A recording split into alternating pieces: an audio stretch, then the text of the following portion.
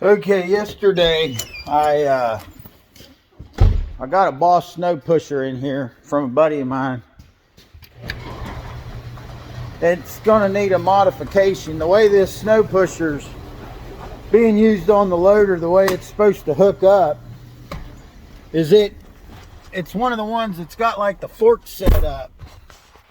It's got a fork set up that goes on the bucket of the loader, and you chain it to the bucket. My buddy that's been running it, he said it sucks like that, and he wants to quick detach. I got to get this welding truck out of the way. We're not going to need it in here, and I'm going to take you over here and we're going to look at this pusher. So what I'm going to be doing is doing away with the fork setup, but we want to do away with that fork setup without destroying it. Basically, the idea is going to be to try to make parts that we can put onto this pusher without modifying the pusher or the parts that allow it to work the way it does now. So let me flip this. After we took this apart yesterday, I took it out of the shop. I don't need this in there to start fabricating, just get it out of the way. I throwed it up on the trailer and I can move it around easy. This is where we took the piece apart, and the piece looks like this one. We didn't take this apart yet, but you got everything here you can look at and see what's going on.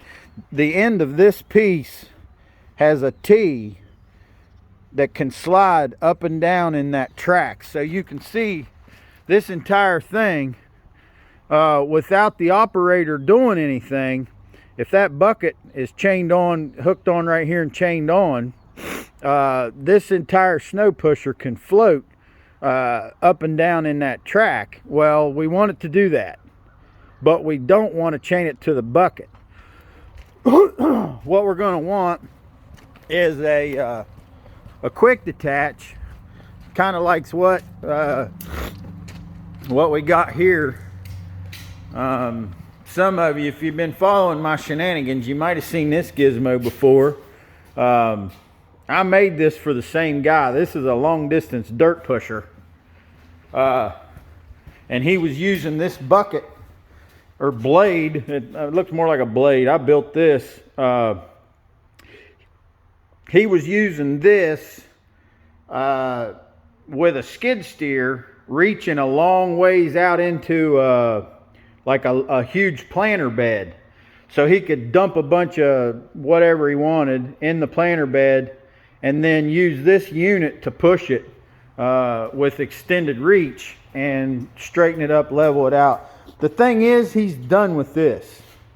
It's not likely that we would need that again, but if we do, what I'm going to do, I'm going to cut this off right here, and we're going to use this piece that's got, it's not only got the quick detach that we want right here, it's also, the last time I worked on it, I braced the top of this quick detach, which is nice because these bend right here. I put a 2x2x3/8 angle iron right here and welded it, so that's probably going to help. So the piece that came out of the track is this on the pusher where we were just looking at. You see this piece right here, and this part right here is the part that you couldn't see when we were looking at it out there. So I'm going to be making this. If you look at how they did this, this is and it's 1 inch thick, but it's 2 pieces a half. And that's what I'm going to set up over here with a pattern. And I've got some 1/2 inch. I'm gonna burn these out. You can see they put a hole right here to plug weld this plate to this plate. You can see right here they removed some on this plate to give room to put a weld right here, so that you could make a weld right there and not make this any wider or have any welds sticking out where this is going to slide. So I'm gonna tear into this. I'm gonna be fabricating a piece like this with a plate like this, and right here it's gonna weld onto probably like a rectangular frame that I can weld onto that. So we can have the quick detach connecting the frame to these slide tees, and the snow pusher would be able to go up and down on a quick detach setup. So we'll see how this goes. Tear into it. Okay, follow up on this Boss snow pusher. Let me flip this around here. You see I got the pusher turned so that that connector and where it slides in there, you know, it's kind of flat.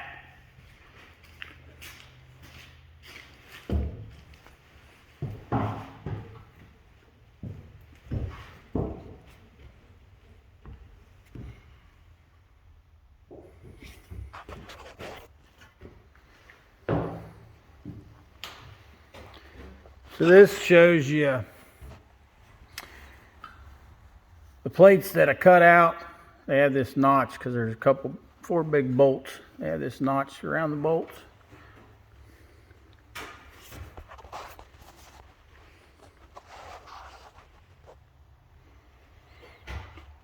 And there's our quick detach setup.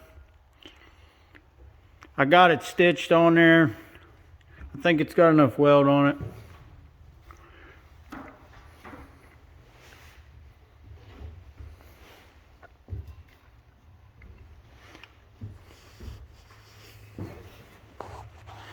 Now, this setup of plates, I'm going to video this because I think it's cool as hell.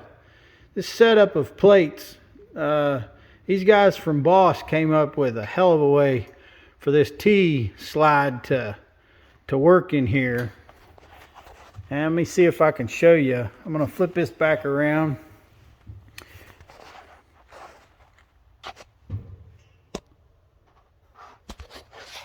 See if I can show you how this goes together. There's two of these, and they go in the top and the bottom of this.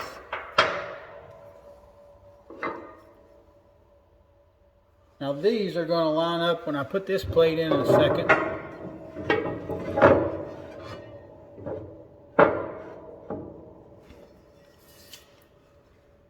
There's a couple holes in the frame that these will go into, and then they fit into that.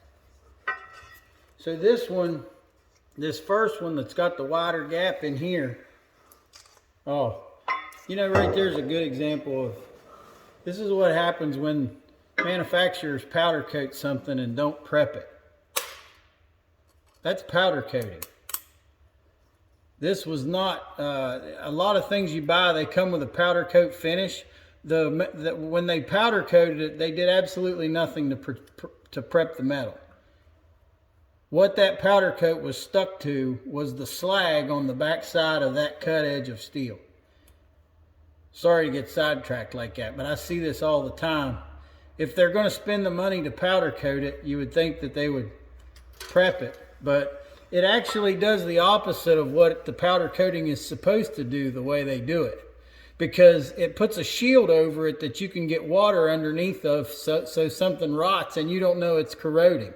But anyway, I digress, or I get back to what I was talking about, all right? We're putting this together. This has a bigger slot. That gives room for this where you welded it. You know, your fillet weld right there has got some clearance. So this first one with the wider slot, put that up in there like that. And it comes in from the bottom, and you can put two bolts down here. Now this one, this second plate, Doesn't have as big an opening.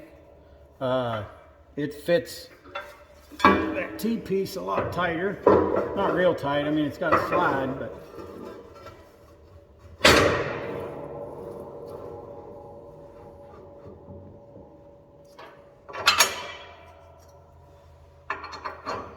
guys at Boss that come up with this deal here, pretty sharp cookies.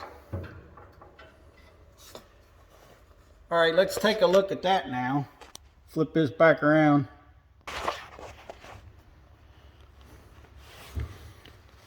So what you can see is this is the kind of travel. This is the kind of travel that this thing's got. Can go up and down. Try and get you a good shot of it.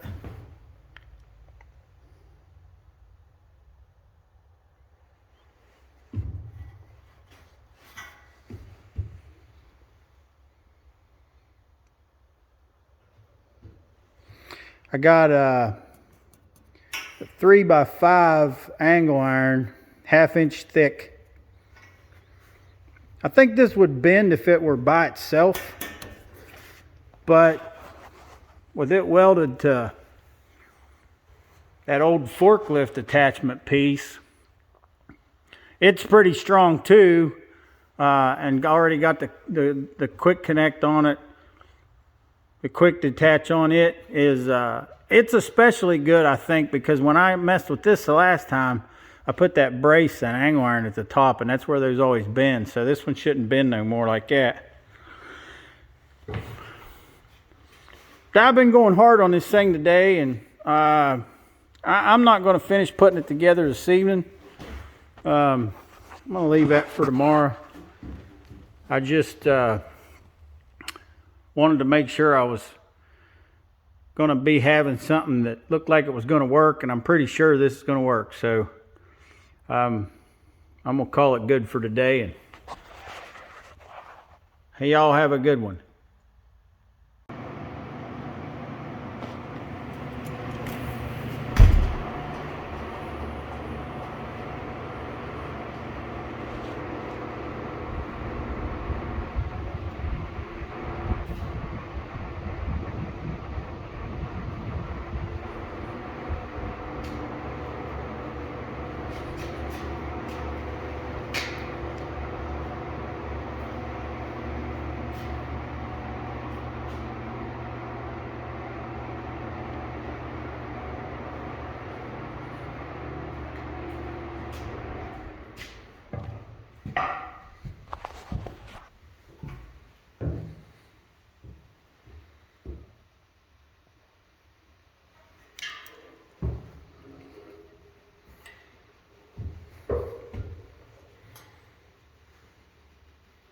Sticky.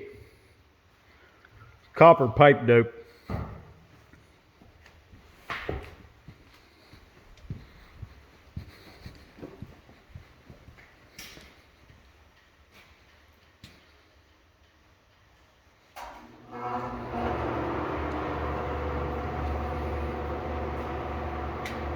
This is something a lot of people wouldn't do this, like some guys will just pull these bolts up out of there and start putting shit together. You might save time doing that. I like taking 10 or 15 minutes to get hardware organized like that. If you want to dope it, you can do it all at once instead of doing them individually. And if there's something missing, like I would know now before, I mean, when I'm ready to put this on there, I'm ready to put it on there. I don't want to look for hardware. I want to have it. So if you want to dope a bunch of these real fast, shove your hand in a sock, just put a bunch of dope on the sock and just rake them through it. Rub it on there that way. Hell with them tiny little brushes. All right, we're gonna put it together.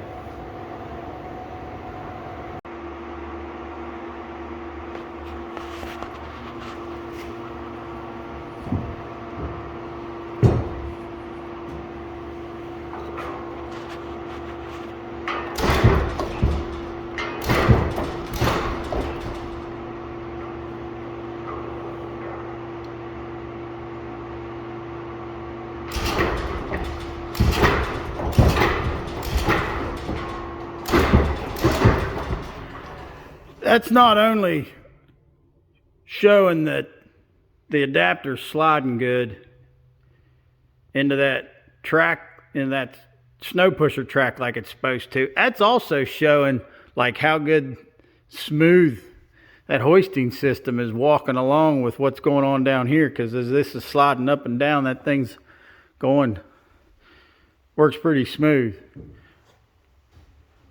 Got all that dope put all over everything. I learned in the oil field, working in the oil field, when you use this anti-seize or dope or whatever, the anti-seize is usually the silver aluminum, ground aluminum stuff in it. This copper dope is, I guess, ground copper stuff. The rule on, like, if you want to know how much of that dope to put on the bolts and the places you want to grease, the amount you want to put on there is, you want to put enough on there so that the next guy that works on this son of a bitch gets that shit all over him too. Now, if you've got that much in there, that's the right amount. So, we're ready to torque this bad boy up.